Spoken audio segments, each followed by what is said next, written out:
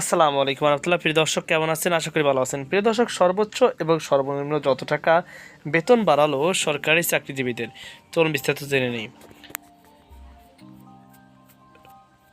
প্রিয় দর্শক, সরকারি চাকরিজীবীদের জন্য এবারের প্রথম গ্রেড অনুযায়ী মহার্ঘ ভাতা নির্ধারণ করা হয়েছে। পিছনের গ্রেডের কর্মচারীকে তুলনামূলকভাবে বেশি হারে এ ভাতা পাবেন, আর সামনের গ্রেডের কর্মকর্তারা পাবেন কম হারে।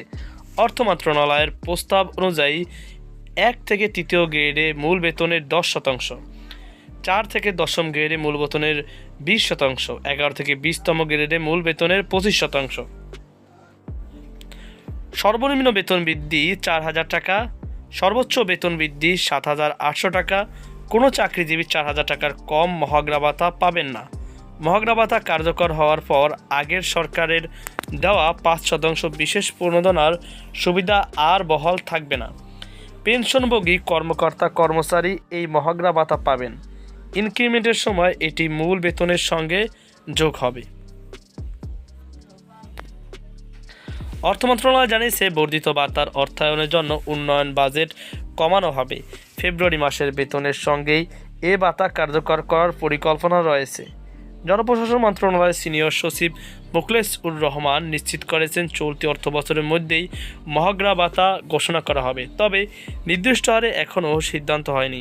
2015 সালের পে স্কেলের পর থেকে সরকারি চাকরিজীবীদের বেতন বাড়েনি, কিন্তু এই সময় নিত্য প্রয়োজনীয় দ্রব্যের মূল্যস্ফীতির চাপ বেড়েছে। এই পরিস্থিতিতে মোকাবেলা করার জন্য চাকরিজীবীরা দীর্ঘদিন ধরে মহার্ঘ ভাতার দাবি জানিয়ে আসছিল।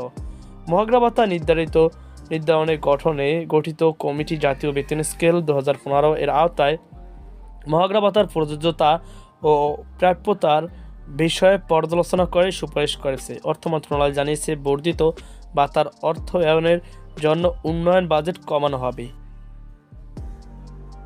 ফেব্রুয়ারি মাসের বেতনের সঙ্গে এ ভাতা কার্যকর করার পরিকল্পনা রয়েছে।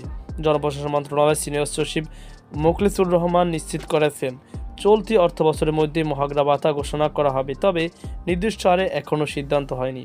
2015 সালের পে স্কেলের পর থেকে সরকারি চাকরিজীবীদের বেতন বাড়েনি, কিন্তু এই সময় নিত্য প্রয়োজনীয় দ্রব্যের মূল্যস্ফীতির চাপ বেড়েছে। এই পরিস্থিতি মোকাবেলায় চাকরিজীবীদের দীর্ঘদিন ধরেই মহার্ঘ ভাতার দাবি জানিয়ে আসছিল। মহার্ঘ ভাতা নির্ধারণে গঠিত কমিটি জাতীয় বেতন স্কেল 2015 এর আওতায় মহার্ঘ ভাতার প্রযোজ্যতা ও প্রাপ্যতার বিষয়ে পর্যালোচনা করে সুপারিশ করেছে। তো প্রিয় দর্শক, এই ছিল আমার সর্বশেষ আপডেট। সকল আজকে পর্যন্ত আল্লাহ হাফেজ।